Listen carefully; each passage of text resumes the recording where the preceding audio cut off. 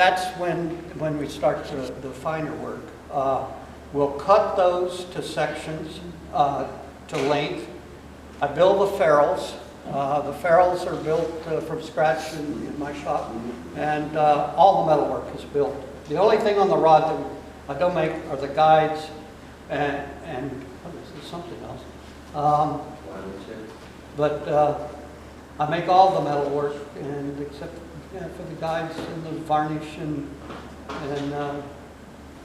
that's about it. It's everything from scratch. The reel seats come last. Those we use mainly burls, and they have a mortise in them. You can, when you get a chance, come look at one of these rods. You'll see there's a mortise that fits the bottom of the reel. We call it the reel tang. It fits in there. Then I put a mortise on the inside. On the other side, that is an inlay. Here in this reel seat, there's a nickel silver inlay. That just keeps the sliding ring band from digging into the wood over time. And it's also a bit decorative. And if you see something with a big swell and a nickel silver inlay, it's probably one of my rods. And, but after we put the ferrules on, after we build the ferrules and then put the ferrules on, ferrules are a real picky thing to make.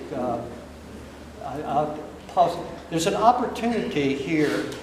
There's something, I've tried to count up the number of different steps that are in building a rod, and I think it's something like around 80 different steps, and every one of them is an opportunity to mess it up.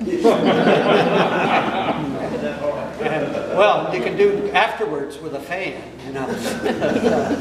Anyhow, build the ferrules, we install the ferrules. The next thing we do is we put the cork grip. We build the grip on the rod. I put one cork. These corks come in rings, half-inch rings. There are 10 rings on most of my rods. You that are into math, that means it's a 5-inch grip. But we'll slide one on here and let the glue cure overnight. Then I'll force down all the rest of the rings that I can beat against that bottom glue thing that is already to get a real tight fit. And then I put those in a press. And then that stays overnight roughly. And then we can take this down. We'll mount this in a lathe. Under here will be a round section where this gets glued on later.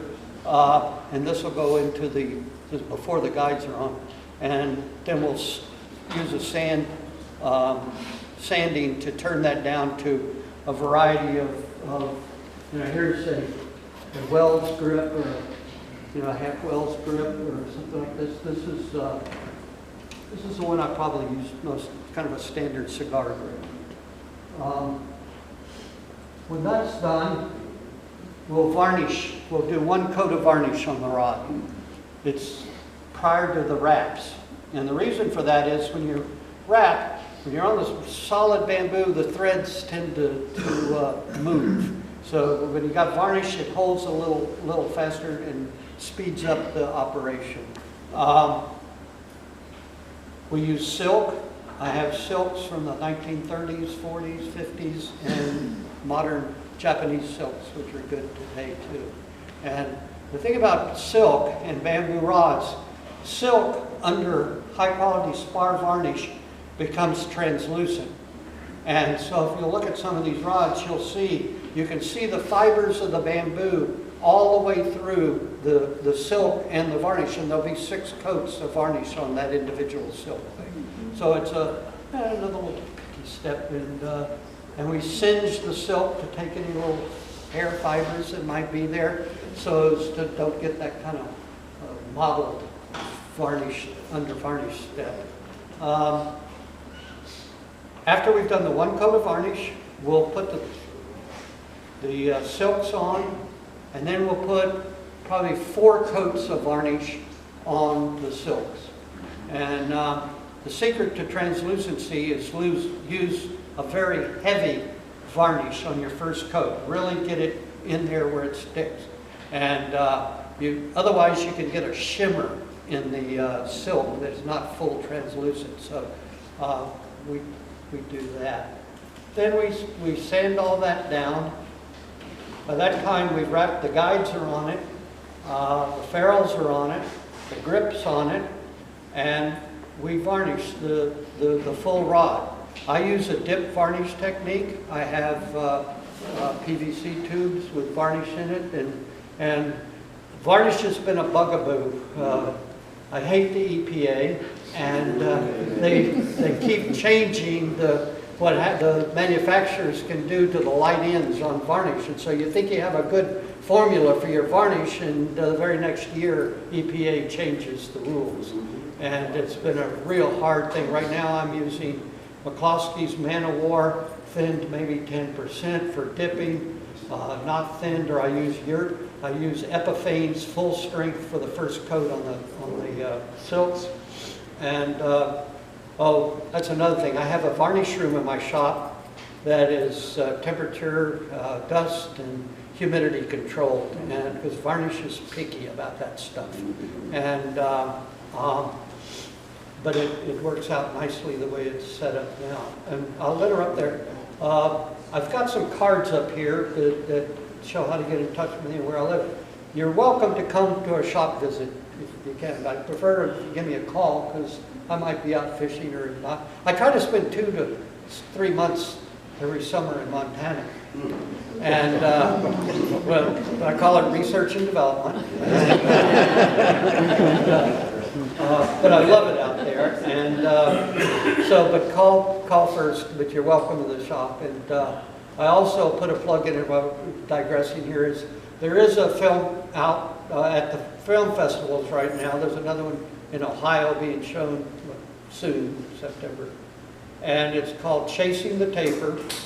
There's, if you Google Chasing the Taper, there's a 1.5 minute trailer. You can get an idea of what the film's like. But it's not available for showing. I happen to have a copy. If you know up to 10 of you want to come at a time, I'll be glad to run it for you. But you won't be able to see it until the end of this year or maybe next. And hopefully it'll be available for sale by then. But it's a dynamite little film.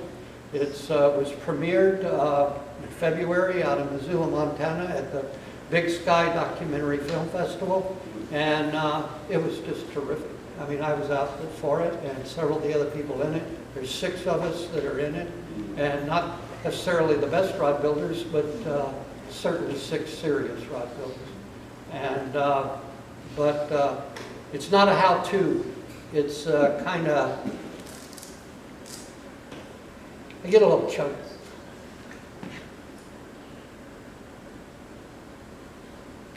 It's how, for each of us that went through the film, how we came to bamboo and how bamboo affected our lives. I mean, I've been building for 47 years. I've been fishing bamboo for over 50. And it's made a big impact. And a lot of my friends that are in the industry, that are fellow rod builders, have influenced me, and likewise, they have been influenced by bamboo and what it's done. Bamboo, people ask me, why bamboo? Why would you fish bamboo? It's expensive. Well, that's because it takes me 60 to 100 hours to build one. I can make more money at Hardee's. And but in any event, it's something special. It's a natural material. It's a grass that can grow 3 feet in a day. It's strong enough to support scaffolding. And when you fish it, it's almost indescribable. It's not like a graphite. It's not like fiberglass. It's formerly a living thing that has a damping effect and so forth. For several years, people have asked, well, why do you do it? Well, it's serenity inducing.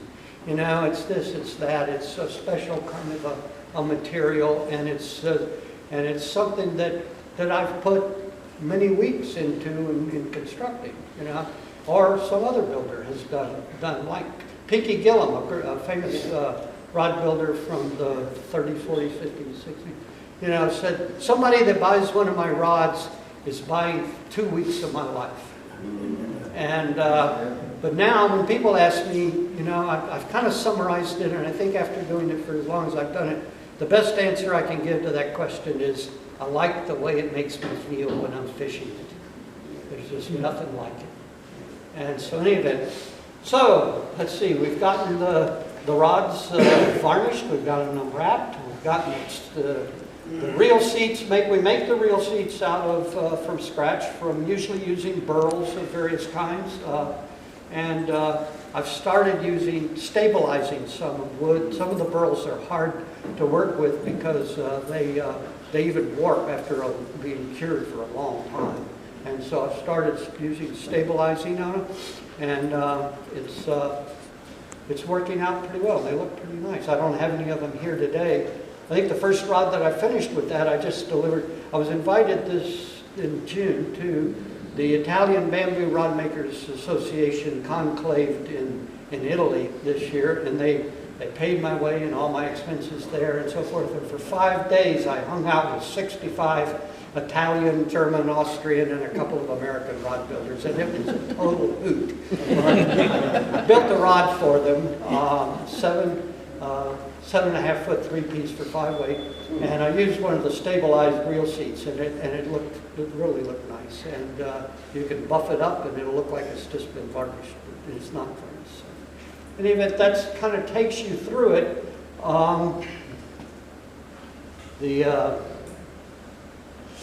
I've got 3 rods set up here. We can cast. Probably outside would be better. The ceiling's a little low. We couldn't get one of the rods on the rack. And I have cards here, and I'll be here. I'll take questions now, but I'll be here for a while for questions. Yes. An article, I guess, last month to you about bamboo. And I was talking about a lot of your passions. And the one thing that caught my attention was you can't muscle them in. They have, that's why a lot of the poles came with 2 tips, because they have a tendency to break if you try to muscle them. That's probably not totally accurate. The reason there are 2 tips is it's the weakest part of the rod. It gets one of the most because it's getting the most flex in it. I tell people alternate the tips and it'll last longer. By giving you 2 tips, you have a fishing rod that lasts longer, not broken or whole. You know, it can stay whole the whole time. And if you just use 1 tip, that ferrule tends to thing, and it's hard for a maker to fix that tip because you got another whole tip that's a full. You can't change the ferrule type of thing. So alternate the tips, and if you alternate the tips, they get equal wear and they'll last longer, even if you don't break them. So, yes. Does the bamboo rod have a spine to it? It can, if you're a really good builder. Excuse me, I'm going to turn my hearing aids on. Excuse me.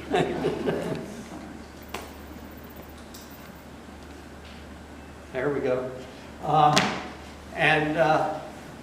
When building the individual sections, if you have a variation in the taper, or one sits up a little higher or something, some little screw, or just the cane's a little different, you can get a spine to it.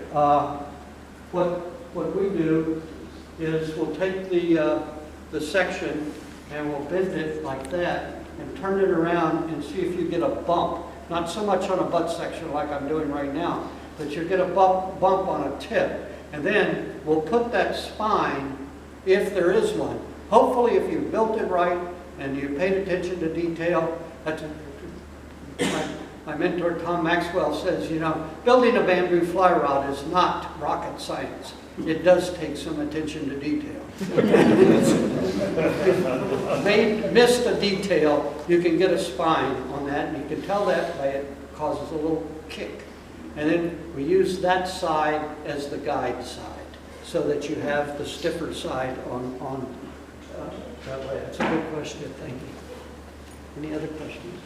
You use T-stick bamboo? That's what they call it. Some people call it Tonkin cane. I just call it rod bamboo. When I first started building, it was very hard to get bamboo. We were sweating apart old hide glued sections that Tom and Tom had gotten from Sewell Dutton, who got it from Montague, I think. We couldn't sweat apart the urea formaldehyde. That told me a lot, and that's how I selected that glue in part.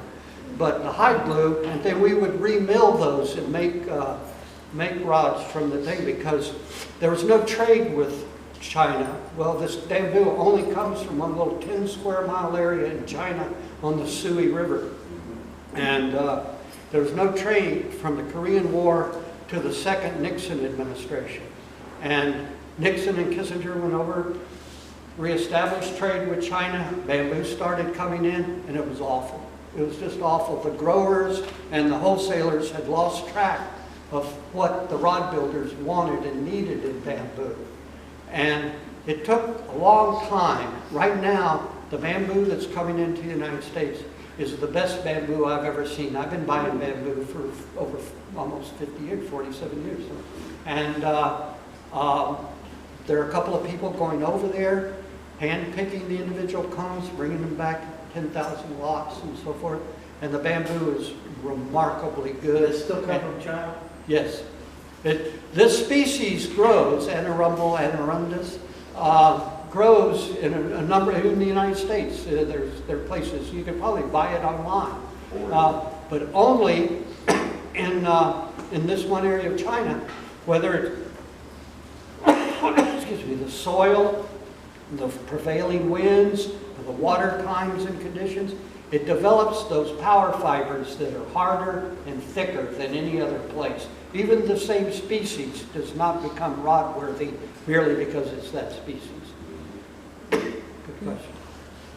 Are these any stronger than manufactured rods? Pardon me, or what? Are they any stronger, their tensile strength? Will they break quicker or longer?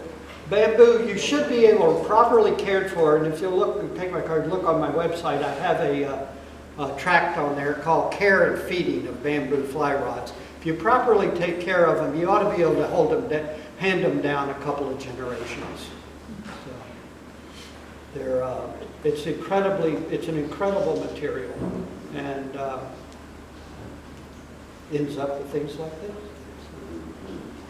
Anyways, well, thank you for the opportunity to be here and talk with you. I'll be around for a while, and we'll cast some rods.